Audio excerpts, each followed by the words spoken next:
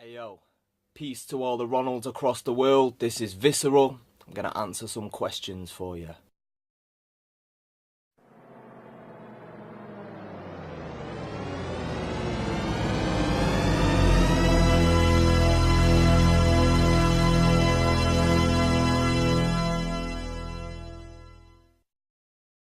Yo, what's good? This is Blunt Head Talks. This is the first episode, and today we got visceral.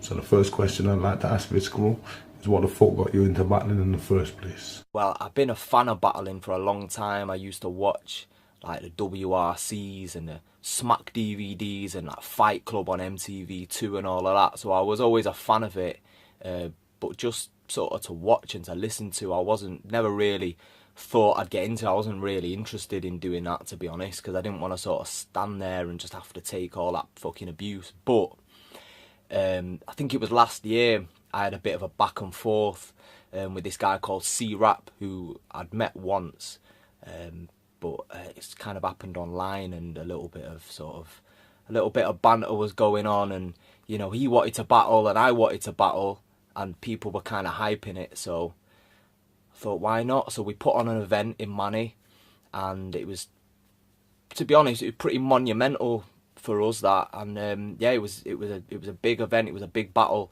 and it was sick. And I kind of got the bug after that. And then Bowski, Boast Dog Baby, he contacted me and he asked about coming on King of the Ronalds, and I thought, yeah, man, like I like King of the Ronalds. You know, I was a fan. I'd seen Pedro EMCing people, and I thought, yeah, man, I won't mind getting on that league. So that's what happened. That's how I got into it. And you made your home at King of the Ronalds now as well, man. Like, you smashed it with a couple of battles there. It's barred, and then the title match, whatever it was, smashed it, man. So yeah, big up for coming to King of the Ronalds, man. So who's the influence in this shit? Who do you look up to? Right, so my main influences in battle rap, I'd say from the early days, were like Jin was probably like one of the first guys who I got into, and Serious Jones, Iron Solomon, Math, and then later on, like when it got into Don't Flop and that sort of O'Shea, he was my favourite, still is one of my favourites. You know, Tenchu, Chronicle, Nishi. Oh, and I saw all these guys, I thought, yeah, man, you know, I like what these guys are doing. And then obviously there's so many UK, American, Canadian battlers. I'm just a big fan of it, man, and I probably will be for a long time. So there's loads of names I could throw at you, man. But yeah, those were my main influences early on back in the day. Oh, of course, as well, Thesaurus, Immaculate, Possessed, What's His Face, all that shit. I thought that was all freestyle, and it was mind-blowing to me back then. Now I know it's probably a bit of a mix, you know what I mean? But it was still fucking sick, you know what I mean? I think those guys are ill, and I suppose hearing that made me, you know, made me get into it, you know what I mean? So there you go, there's that one. Yo, so some good influences there. So following on from that, who's your favourite battle? What's your favourite battle? Just off the top of my head, might be a bit of an obvious one, but, you know, Cannabis versus Disaster, that was just great on many, many levels for me. It was funny as fuck. I don't know, man, it was just weird, and I don't think anything like that could ever be replicated, man. It was just fucking mental. So there you go, there's my answer for that.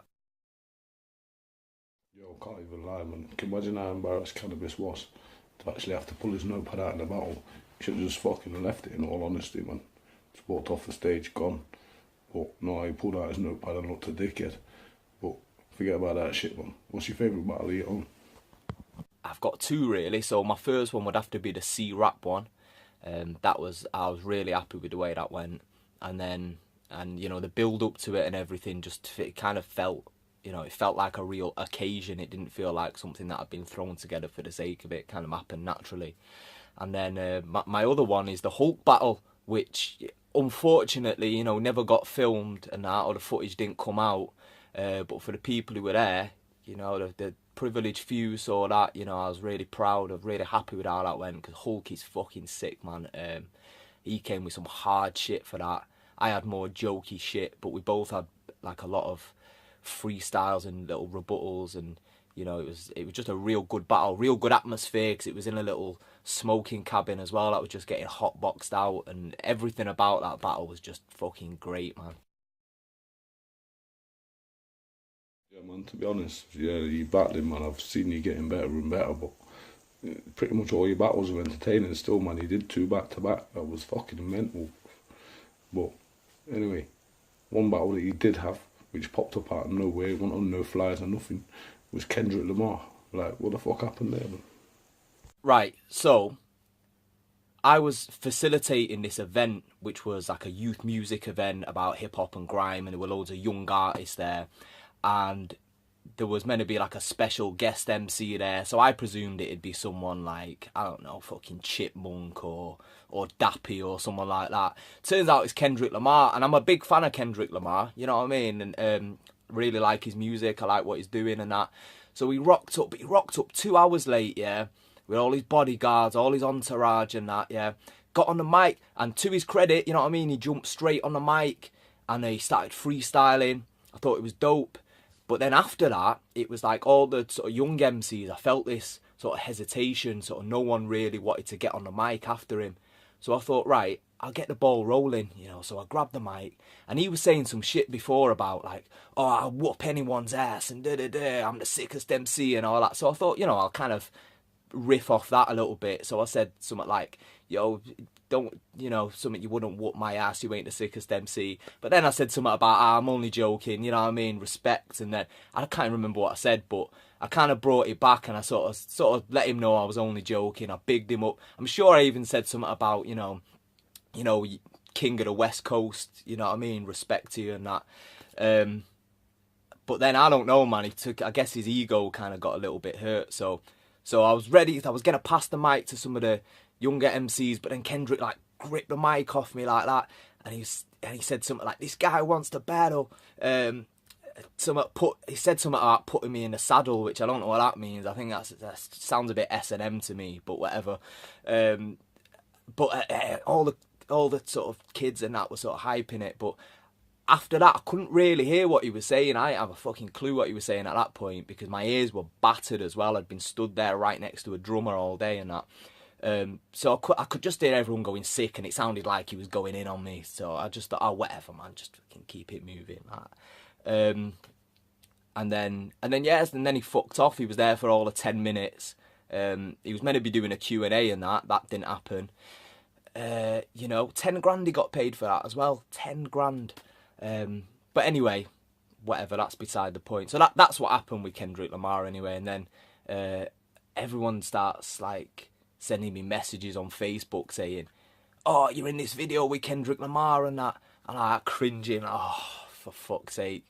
I see all the comments. I couldn't even watch the video. I've not even watched it back now, but I just see all the comments like, yo, Kendrick, kill that white boy, fuck that cracker and all of that. I was just, oh, for fuck's sake, man. So for about 2 weeks, that was just the bane of my life, man. Just getting all these messages. But yeah, it was one of those things that wasn't really, it wasn't really it wasn't a big thing for me, but people made it out to be a massive thing, and it kind of pissed me off that was the one thing that's kind of got me the most recognition, you know what I mean, in hip-hop. After all the fucking tracks I've put out, all the music I've produced, the battles I've done, you know what I mean, and that little freestyle, you know, whatever, that was kind of like a big thing that blew, whatever, you know what I mean, that's the way it is, isn't it?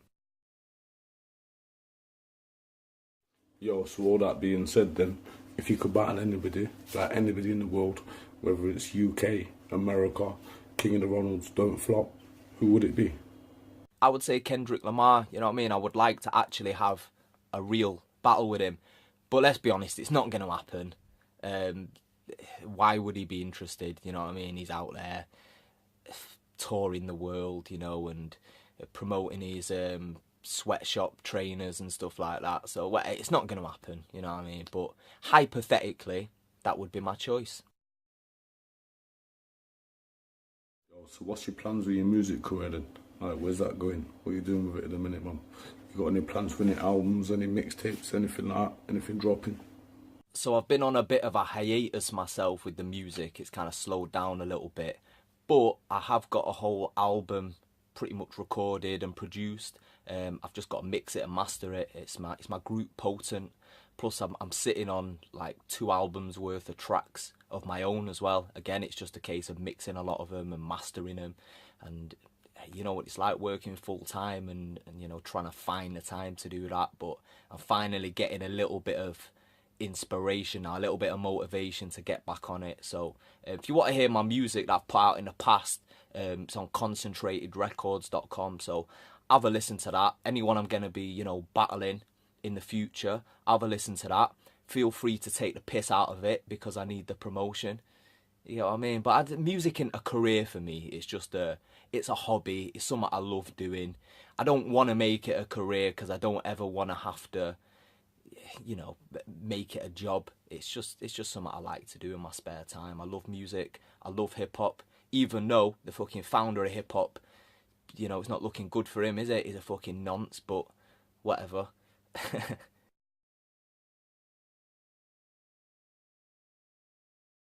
So when it actually comes down to a battle, then what do you prefer to hear, man? Bars or jokes?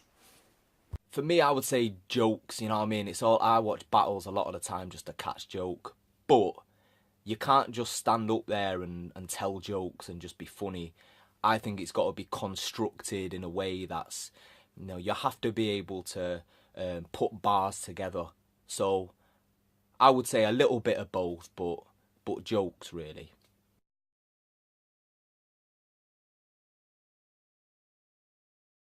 So there's a few people about, man, I'm like, you hear rumours all over the place. There's a few people that have paid for some of the battles. But the question is, would you pay for a battle? Like, if it meant, you know, some extra promo, would you pay for example, like O'Shea, would you give him like a couple £100 to battle, or even fucking Disaster, a couple of bags? Like, 'cause there's a lot of rappers out there that would do that, man. Because you can see why it's good figures and shit, man. It's business at the end of the day, innit? So, is it that bad? Would you pay for one? The only time that I would ever pay someone to battle me would be if it was at my own event, which I was putting on. So in that case, I'd think of it as I'm booking an act. But I would never pay to battle on a league like King of the Ronald or Don't Flop or anything like that. You know, whatever, I'll pay my own travel there, you know, if I think it's worth it, but I'm not going to pay a fee to go on and battle on a channel. But having said that, you know, if people feel like they have to do that or they want to do that, then, you know, I'm not going to knock their hustle. If that's what they feel that they need to do to forward their career, then good luck to them, fair play, but it's not something I would do. Just going over what I was saying earlier, then, about having 2 battles back to back. Like, what the fuck was that like, man? That must have been crazy. Not just prepping for 2 battles, actually having 2 battles back to back. Trying to separate that shit, man. It must have been fucked. How did you cope with that? So for those who don't know, last year, I think it was last December, I battled Deafening and then Bard just back to back with no break in between. To be honest, that wasn't really that hard. The hard thing was having to memorize 3 battles, not 2 but 3 battles, because 142 was also meant to be part of that tournament, but for whatever personal reason, you know, he couldn't do it. So I actually had 3 battles, so I had 9 verses in my head for that. And you might notice in those 2 battles, in the Deafening and the Bard ones, I don't really do any freestyles or rebuttals or anything, because I was just trying my best to just remember that shit, you know what I mean? I've not got the best memory in the world, but I just wanted to reel off my verses, and thankfully I got through them. But yeah, the hard bit was that having to memorise 3 battles in about 2 weeks. So, you know, so there you go. And write them, obviously. So, yeah, I think it went alright for me anyway. So what the fuck does the future hold for King of the Ronalds, man? The roster's getting a lot better. I mean, we ain't got to bother with people like 142 no more, man. Because we got better battlers and that now, man. It was shit. So what's the future got? Right, in the future, I reckon KOTR is going to keep growing.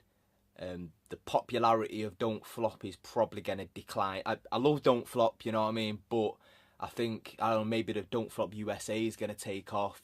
The UK side might start to decline. KOTR will take it over, and then that'll become the big platform for the UK. And then that's going to start to become oversaturated with loads of middle class posh rappers.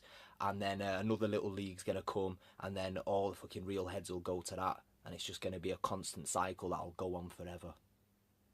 That's the future of King of the Ronalds. There you go. So how do you prep for your battles, man? Like, I found, because I'm getting old, man, I need longer and shit, man. It takes long for that shit to go in. Like, I'm a few weeks prep, man. I'm a bit fucking... That's about what I need, man. 3 weeks minimum. So, what about you? How long do you take? How do you prep? How do you memorise your shit, man? Right, so usually in the battles I've had, I've kind of written them in drips and drabs, little bits, write a couple bars here, couple bars there while I'm out and about, always keep a notepad with me. I don't write in my phone, you know what I mean? That's just, I'm old school, man. I like pen and paper, so I'm always just jotting shit down, or, when I'm just going about my daily business. And then I try and write it as fast as I can, so then I can memorise my shit. That's the process for me. Usually when I'm doing a washing up, or when I'm doing the laundry, or when I'm doing little menial tasks where I don't usually have to use my brain, that's when I just, recite it and try and get it in my head so it's second nature. That's my method. So here's the big question then. Who the fuck's going to be the champ at King of the Ronalds then in a year's time? Like, a year down the line, who's it going to be? Bard, Mackenzie, somebody else, Lil Maisie, forward movements, yourself, me? Who is it? I reckon in a year from now, the King of the Ronalds champ will be either Blunt Ted or Chucky P. It's a bit hard to tell with Chucky P because he's only just come into it, but I can see Blunt Ted sort of steadily progressing, and he's one of those little like threats that's going a little bit unnoticed, but people aren't noticing. He's taking off a few heads here and there, and I can honestly see him being the champ in a year's time. Either that or Bard will beat Mackenzie next week or whenever it is, and then he'll beat whoever the next contend, and then in a year's time it'll still be Bard, because what'll happen is he'll beat, the crowd will all cheer for him, and then his videos will come out, and then everyone online will be all bitching about it, going, yo, fucking Bard shouldn't have won that shit, but it'll still keep happening for like another 10 years or whatever, so Bard will just be the undefeated champ forever, but the most hated on the internet as well. That'll be pretty funny if that happens, to be fair. Simple question for you, man. Pokemon Go or Pokemon No? Definite no. Not into that shit. Finally, man, just a phone more, man. Where the fuck is Jefferson Price? Tell me, man. Nobody knows where he's gone. Disappeared into the woods, grew a beard, sold himself a hat. Where's he gone, man? It's funny, that one, actually. It's funny you asked that about Jefferson Price, yeah, because I was in the Lake District the other week, and I was up on this hill, and there's a little monastery, and some of the monks were there, and they invited me in for some food. I was like, all right, I've been walking all day. It was a really hot day, and that they invited me in, had some food with them, and one of the monks was Jefferson Price. And I sort of asked him what he was doing, and he said, he's the life of sin that he was living. He had to turn his back on it and turn his life round for the redemption of his soul. So now he's a man of God, and he's living up in the mountains, and he's a monk. You know what I mean? He's got the bald head and everything. So I can tell you firsthand that's where Jefferson Price is now. So much respect to the man.